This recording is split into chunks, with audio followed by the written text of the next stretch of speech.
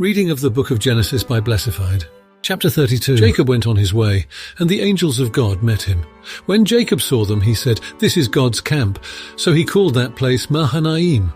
Jacob sent messengers before him to his brother Esau in the land of Seir, the country of Edom, instructing them, "Thus you shall say to my lord Esau, thus says your servant Jacob, I have lived with Laban as an alien, and stayed until now, and I have oxen, donkeys, flocks, male and female slaves, and I have sent to tell my lord, in order that I may find favor in your sight."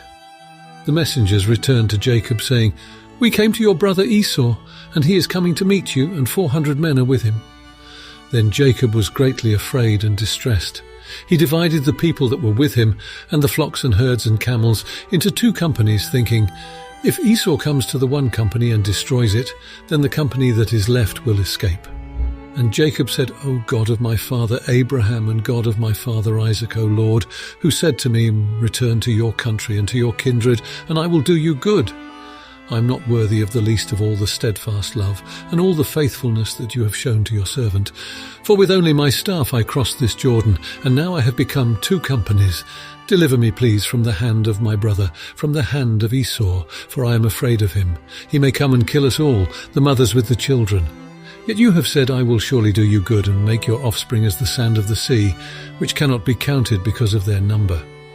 So he spent that night there, and from what he had with him he took a present for his brother Esau, 200 female goats and 20 male goats, 200 ewes and 20 rams, 30 milch camels and their colts, 40 cows and 10 bulls, 20 female donkeys and 10 male donkeys. These he delivered into the hand of his servants, every drove by itself, and said to his servants, "Pass on ahead of me and put a space between drove and drove." He instructed the foremost, "When Esau my brother meets you and asks you, 'To whom do you belong? Where are you going, and whose are these ahead of you?' Then you shall say, 'They belong to your servant Jacob. They are a present sent to my lord Esau, and moreover he is behind us.'" He likewise instructed the second and the third and all who followed the droves. "You shall say the same thing to Esau when you meet him, and you shall say, 'Moreover your servant Jacob is behind us.'" For he thought, "I may appease him with the present that goes ahead of me, and afterwards I shall see his face. Perhaps he will accept me." So the present passed on ahead of him, and he himself spent that night in the camp.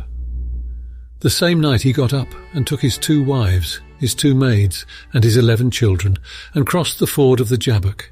He took them and sent them across the stream, and likewise everything that he had. Jacob was left alone, and a man wrestled with him until daybreak.